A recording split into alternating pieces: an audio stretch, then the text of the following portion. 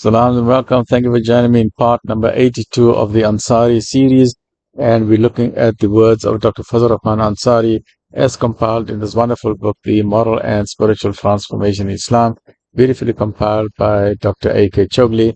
And you can get copies of this book from the Ahsan Academy of Research in Springs in South Africa, as well as from Shelfcraft from Sutherland Ridge in Pretoria in the Gauteng province of South Africa. And here, and I quote Dr. Ansari is saying, and I quote, in one of his lectures, he's addressing the people and he says, please, Muslims, take a lesson from it. How much damage through disunity have we caused ourselves? Read the history of Muslim struggle for unity.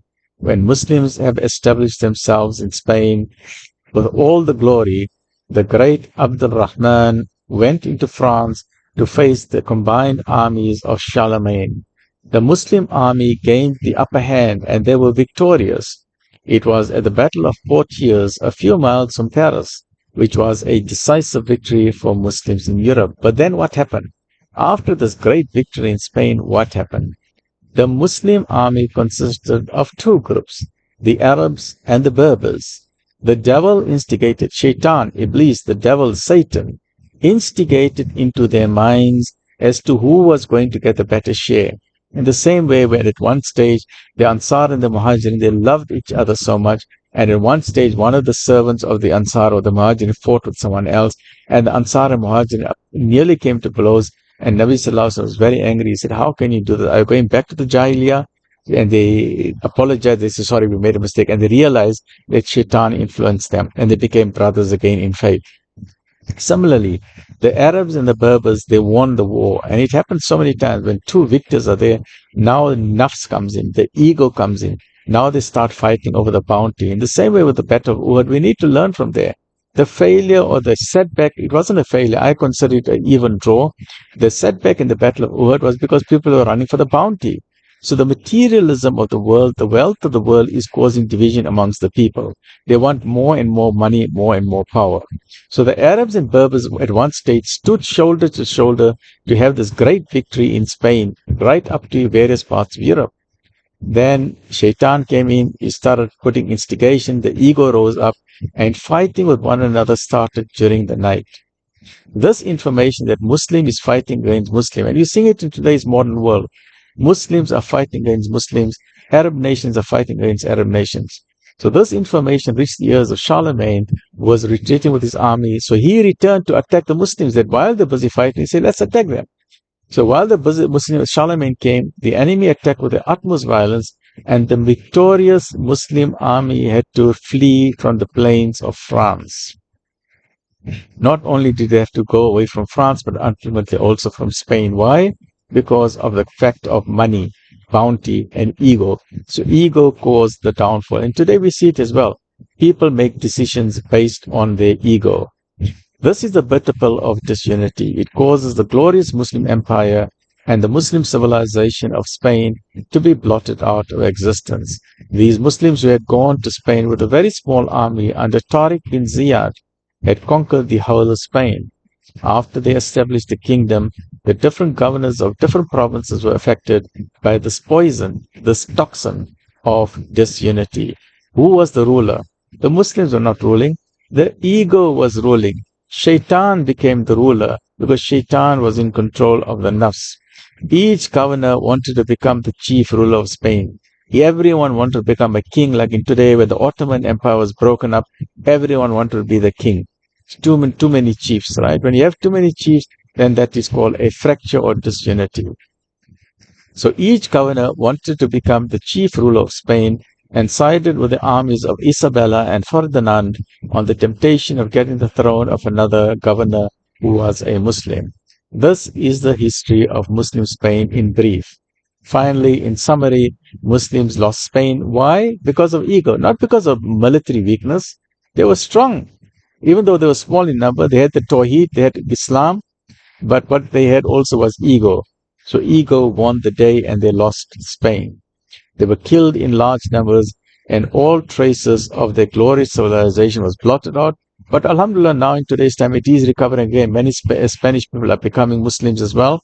But let's see, Allahu Alam, what happens to the wonderful and fabulous nation, right?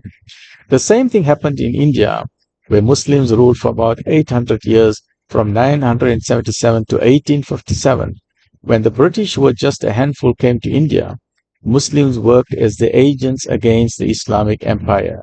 There was Mir Jafar in Bengal and Mir Sadiq in South India who played this role. It was only disunity with Muslims that brought about their downfall as rulers of India. Recently, and Dr. Ansari is going further and saying, recently I read a South African newspaper in Johannesburg. A story appeared on the front page of a man called Shahid Benton, who died recently. This man was a so-called hero. He came from England, traveled around Africa, and ultimately became the kingmaker in Morocco. This man aided the leaders of rebellion in Morocco. When Al-Hafid raised the banner of rebellions against Sultan Abdul Aziz, Benton aided the rebel leader, and he was responsible for the change of government. For him, it was just merely a game to replace one Muslim sultan or one Muslim sultan for another Muslim sultan. Ultimately, Morocco became so weak that the French people came in and declared it a protectorate. So the question that Dr. Ansari is now asking, what do you think about the iman of those Muslims who are behaving like stooges and puppets at the hands of these non-Muslims? They were ruining their faith and damaging their name. They were damaging the community. They were damaging their country. What do you think of their iman? If Islam means a mere formal ritualism, except only as a cult and not the transforming alchemy or as a comprehensive code of life and iman in Allah, then it is just a philosophical idea and not a religious truth. Whereas we all know that Islam is the truth, Islam is haqq. And Dr. Ansari, once again, in his passionate way, is appealing. He said, my dear friends, pardon me if you feel insulted, but I am one of you. This world Muslim community, the Ummah, according to the statistics of the UNO, comprises 700 million souls, and that was more than 60 years ago. Today, Alhamdulillah, the Muslim Ummah is 2 billion, 2,000 million Muslims throughout the world. Alhamdulillah, Islam is the fastest growing religion in the world because people are now getting the true and beautiful understanding of Deen al-Islam. So furthermore, he quotes another article. He said, in today's newspaper, an article appeared about Jordan. Mind you, the ruler of Jordan, King Hussein, who is now late, calls himself Sayyid, a descendant of the Holy Prophet sallallahu alaihi wasallam. But let's skip that part. I just want to get to the concept of Tawheed itself. The Prophet sallallahu alaihi wasallam, we're talking about, okay, he's saying here, my dear friends, I am a foreigner. I am not here to give blame. I know that I cannot act as an arbitrator between the various groups. I have seen much of this world as I have been around the world 7 times. I have seen problems that emerge in the Muslim community, and I have tried to straighten them out. Leaders of different groups honor me by requesting me to arbitrate on different matters, and I spend all my time. Remember, Hidayah is in the hands of Allah subhanahu wa ta'ala. Allah subhanahu wa ta'ala tells us in chapter 28, verse number 56, it is true, you will not be able to guide everyone whom you love, but Allah guides those whom you will. So we pray for unity amongst Ummah. We pray for the relief of the people in Palestine, in Jordan, in Syria, in Afghanistan, in Iraq, Libya, in Morocco, in Ethiopia, Eritrea, Myanmar, various parts of the Islamic world, and even the non-Muslims. There are so many non-Muslims are suffering. Many Christians are suffering. We need to pray for them. Many Hindus are suffering. Many atheists are suffering. So whoever it is, in this country, we have so many people who are suffering. You know, it doesn't matter on the religion. Suffering is suffering. If you see a human being who is suffering, you don't ask that person, hey, what is your religion? You don't do that. If you see suffering, you help that person. As a medical doctor, we never ask a person's religion. We don't say, hey, I want to know your religion, then only I'll help you. No. So in South Africa, we are a minority in this country. It is our duty as Muslims. If you see suffering, you help the person who is suffering. Because you don't know in what way that help will benefit you.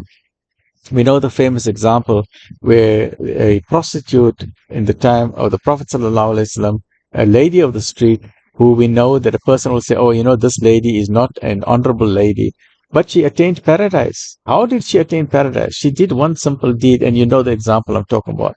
She saw a thirsty dog. It was a very hot day in Arabia, and in Arabia on hot days, the temperature goes to 45 degrees, 50 degrees, and from a medical point of view, the human body temperature is 37 degrees.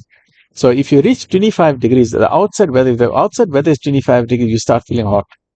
If it's 30 degrees, you start sweating. If it's 32 degrees, it's very, very hot.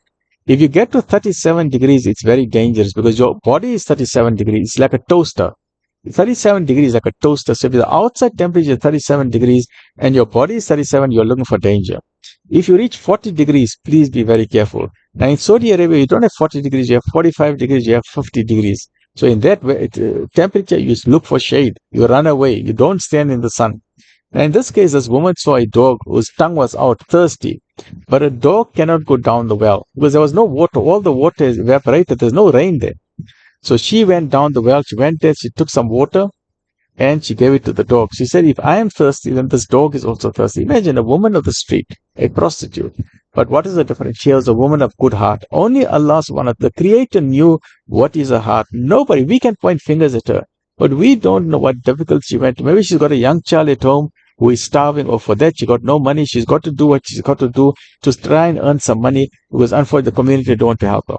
So because of the small act, she said, I'm going to help this creature that has been created by the Creator Supreme, with that God in His mercy forgave her and He gave her paradise. Imagine. Look how merciful is our Creator.